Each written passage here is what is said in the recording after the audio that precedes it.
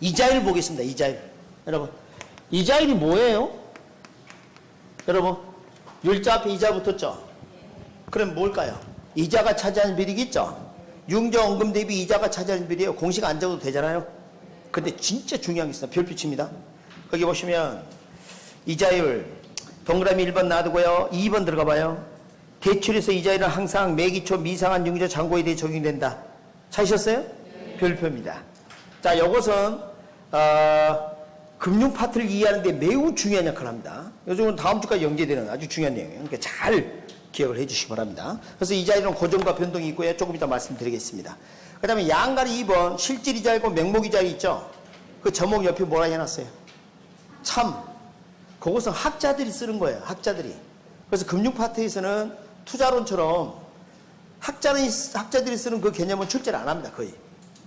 실제하고 관련된 걸 되게 출제하지. 그래서 전에 우리가 이런 걸 배웠어요. 요구 수익률 변동 있죠?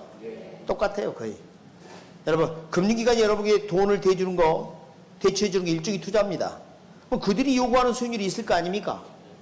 그러니까 자기들이 자금 조달할 때 최소한 들어가는 그 자금 조달 비용에다가, 대출을 유인할 수 있는 최소한의 필수 요구 이자율이 실질 이자율이라고 그래요. 그건 정기 이자율보다 조금 높아. 그 다음에 신용도에 따라 위험 할증률, 물가가 상승하고 화폐가치 하락하니까 기타 보상. 안 나와. 참고. 그건 참고합니다. 자, 이제부터 나오는 거 이겁니다.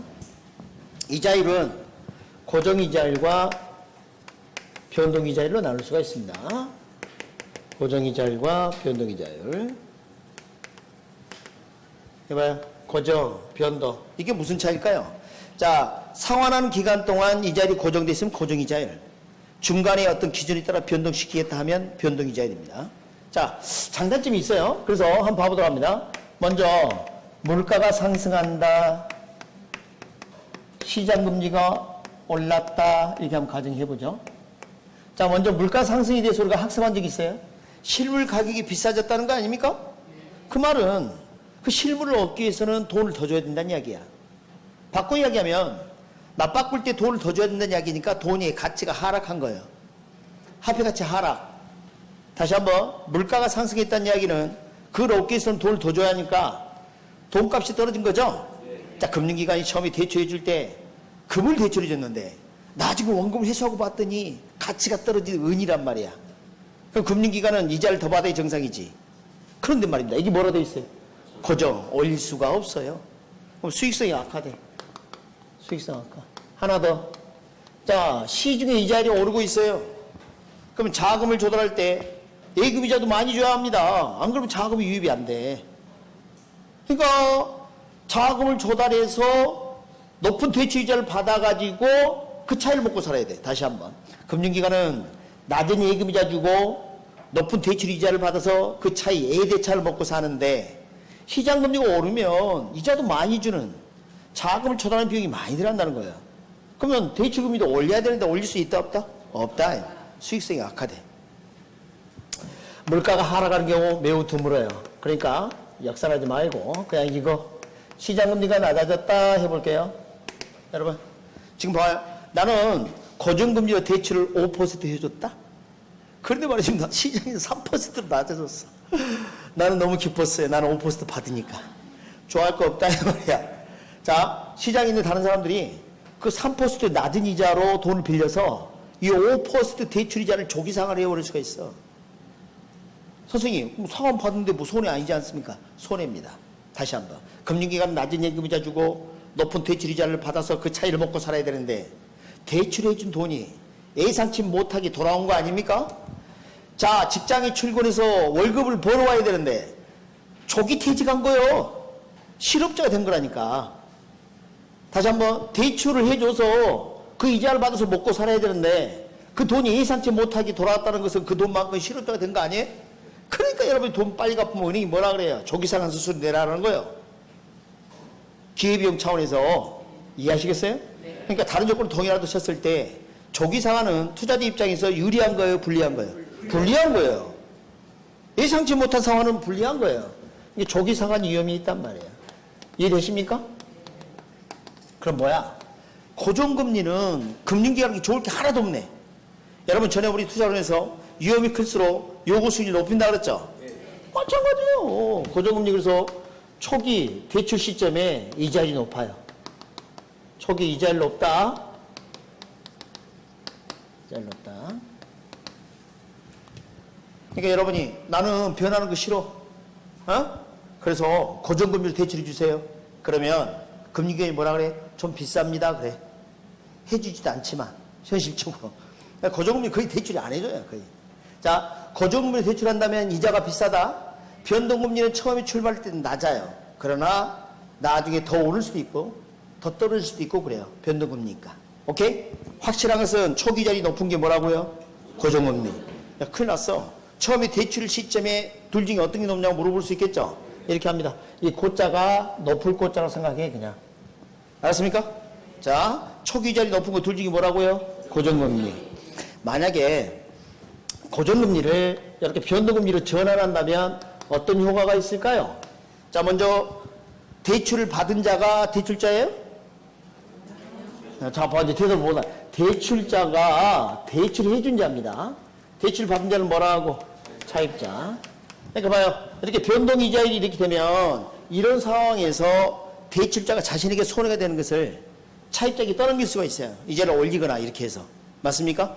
자, 물가 상승 등의 위험은 우리가 제거할 수 없는 위험이라 배웠죠? 피할 수 없는 위험이라 배웠죠? 체계적 위험이라 배웠죠? 위험을 떠넘길 수 있다는 겁니다. 위험을 없앤 거예요? 떠넘긴 거예요? 떠넘겨요. 이거 위험이 전가예요, 대표님.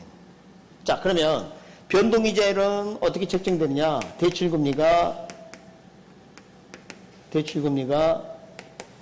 기준금리 플러스 가상금리 이렇게 된다면 기준금리 플러스 가상금리. 자, 여기에서 주의할 게 있습니다. 이 기준금리라는 표현을 보고 한국은행의 금융통화위원회에서 정하는 정책금리 그 기준금리로 생각하면 안 돼. 이건 이름만 비슷한 거야. 절대 착각하면 안 돼. 여기서 말하는 기준금리는 한국은행에서 발표하는 그거 아니에요. 변동의 기준으로 삼는 금리라고 보면 돼요. 변동 기준금리입니다. 변동이라는 말이 생략된 거예요, 그냥. 자, 우리가 변동을 시킬 때는 이걸 기준으로 변동하겠습니다. 그 말이에요. 그리고 이제 가상금리를 먼저 말씀드릴게요. 좀 이따 말씀드리고. 가상금리. 스프레드라고 그러는데 이것은 위험의 정도에 따라 가산하는 겁니다. 여러분, 연체 실적이 많아요. 그럼 가상금리 올리는 거예요. 위험하니까. 이해하셨어요? 그 다음에 담보대출이 아니라 신용대출 같은 경우에는 신용도가 낮으면 어때요? 이거 올리는 거지. 그리고 동일한 대출 금액이라 할지라도 상환기간을 아주 길게 했어요. 융자 상환기간을. 아니 10년 보통 해주는데 이 사람은 100년 해줬다는 겁니다. 위험하죠? 올라갑니다. 이해하시겠어요? 자, 동일 기간 10년 대출해 주는데 대출 금액이 많아. 위험하죠? 올라갑니다. 그런데 공무원이죠? 싸게 해줍니다. 그걸 우대금리라 그래. 착각하면 안 되는 게 우대금리는 가상금리를 안 받고 기준금리를 깎아주는 게 아니라 가상금리를 적게 해주는 걸 우대금리라고 부를 뿐이에요. 그냥 우대해줬다 이 말이야. 가산을 덜 해줬다. 오케이? 뭐 우대금리라고 따로 없어. 근데 보통 우리 시중은에서 우대금리라는 걸 그걸 말합니다. 여기까지 이해됩니까? 자, 그러면 이 기준금리가 뭔지 설명합니다.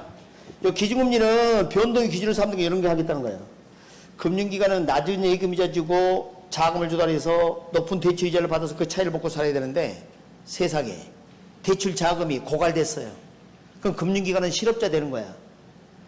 높은 이자를 빌려서 돈을 벌어야 되는데 실업자 되는 거라니까.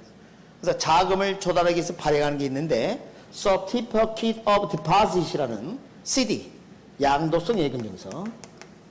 은행에 있는 돈 그런 뜻이에요. 확진된 금액을 말해. 양도성. 근데 번역을 뭐라고 했어요? 양도성 예금증서 이자율.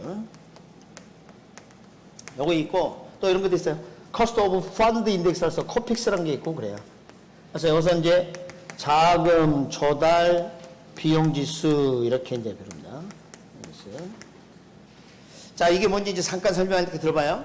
대개 이제 양도성 예금증서는 3개월물이 많은데 이해를 좀 쉽고 이자 계산하기 쉽게 하기 위해서 이렇게 한번 하겠습니다. 자, 은행에서 양도성 예금증서를 발행합니다. 그러면 그 증서를 사는 사람은 그 증서를 들고 만기에 나타나면 그 액면 금액을 받기로 한 거예요. 그러니까 일종의 통장하고 비슷한 거예요. 돈 맡기고 나에게 찾아가는 거. 대신 이자를 주는데 선이자 줍니다. 선이자. 자, 예를 들어서 1억짜리 CD 1년 만기를 한번 해볼게요. 그러면 10%다 그러면 어때요? 이자가 1,000만 원이죠? 그러면 1억에 해당되는 10% 1,000만 원. 1억에 10% 1,000만 원. 이걸 선이자 받는 거예요. 그 말은 무슨 말이냐면 CD 1억짜리 살 때 9,000만 원 주고 살 수 있다는 겁니다. 그리고 1년 뒤에는 얼마 받을 수 있어요? 1억을 받는 거예요. 지금 논리 이해했어요? 그게 뭐라고요? CD. 그런데 이름이 안 적혀 있어. 무기명 채권하고 비슷해. 그러니까 양도 할 수도 있단 말이야. 그러니까 우리가 뭐 저 불법 자금 만들고 막 이런 데 할 때 다 써도 괜찮아. 쓰고 있어. 정치 자금하고 막 할 수도 있어. 그러니까 여러분 구독이 무섭다고 장을 못 담을 수는 없지 않습니까? 벼룩 잡으려고 초가상가 태울 수는 없는 거 아닙니까? 그래서 어쩔 수 없어요. 용인합니다. 그래서 이게 양도세 임증세예요. 자, 그런데 이런 경우 어떻게 돼요? 시중에 자금이 부족해. 그럼 은행마다 저 CD 발행이 늘겠죠. 그럼 CD라는 저런 상품이 시장이 흔해져요. 여러분 물건이 흔해지면 가격이 상승하든가요? 하락하든가요? 하락해. 다시 말하면 CD를 싸게 살 수 있다는 이야기입니다. 바꿔 이야기하면 금융기관은 이자를 더 많이 주고 CD를 발행해야 한다는 이야기예요. 자금 조달 비용이 늘어나요. 맞습니까? 그럼 이게 늘어나면 이자 올리겠다는 거예요. 이렇게 대출금리를. 반대 경우는 낮추고 말이죠. 그런데 말입니다. 이 CD가 전체 자금 조달에서 차지하는 비중이 10%도 넘지 않아. 대부분. 그런데도 불구하고 이걸 연동시킨다는 것은 금융시장의 안정성을 해친다고 보고 거의 10년 다 돼갑니다. 시중의 주요 9개 은행이 자기들이 자금을 조달했을 때 소요되는 비용이 있죠. 이걸 근거로 지수를 만들자. 은행연합회에서. 그게 코픽스입니다. 자금 조달 비용 지수. 그러니까 이거 하나만 쓰지 말고 전체 자금 조달 비용을 근거로 이 지수를 만들자. 여러분 우리 지수 배웠죠? 율, 비율 지수. 조달 자금 대비 비용이 차지하는 비율이니까 이자율하고 비슷한 거라니까. 여기서 그 코스트 오브 펀드 인덱스라 그래요. 그래서 이 두 가지를 연동합니다. 여기 변하면 이게 변하는 거예요. 여기 많이 올라가면 이게 올라가는 거예요. 여러분 가상금리가 변해요? 기준금리가 변해요? 기준금리가 변하지. 가상금리 변하는 게 아니라. 또 기준 의말을 하니까 변하지 않아야 된다 이러면 안 된다. 아시겠습니까? 기준금리가 변하는 기준금리가. 변동의 기준을 삼는 금리라니까. 착각하지 마세요. 오케이? 또 어디 코스피 뭐 코스닥 이런 걸 들어봤다 봐요. 코피 헷갈려. 돈 안 갚으면 코피팍. 좀 웃으라고 한 이야기인데. 코피팍. 돈 안 갚으면 뭐예요? 코피팍. 이렇게 합니다. 코픽스. 코픽스 아니면 CD 쓴다. 여러분 대부분 코픽스예요. 고정금리 대출 안 해줘. 거의.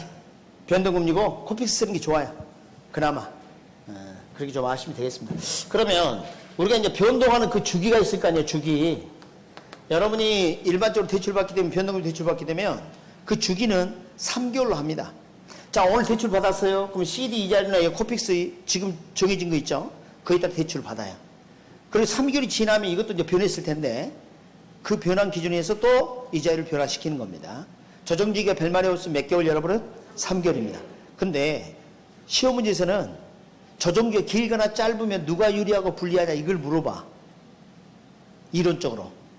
그래서 일단은 조정주기가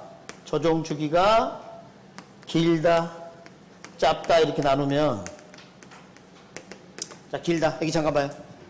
대출자가 차입자에게 위험을 떠넘겨야 되는데 조정주기가 언제 한 번이에요? 그랬더니 10년에 한 번. 그럼 10년 동안 고정금리가 다를 바가 없잖아. 그럼 누가 유리해? 차입자가 유리하지. 차입자 유리. 오케이? 조정기가 언제 한 번이에요? 그랬더니 1시간에 한 번. 그럼 대출자가 이걸 막 계속 떠넘기겠네? 그럼 누가 유리해? 대출자 유리. 이렇게 한 거죠. 대출. 이 그림을 보면 이해할 수가 있어요. 근데 또 암기법 좋아해. 하여간 나 그런 거 별로 안 좋아하는데 어쩔 수 없다. 자, 봐요. 자, 은행 주차장에 조그만 경차 낡은 경차가 하나 대져 있어요. 조그만 경차가.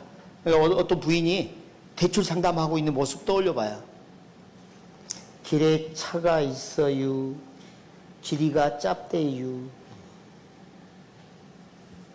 미안합니다. 길 차이 짧대요. 이렇게라도 하세요. 네, 그래서 거기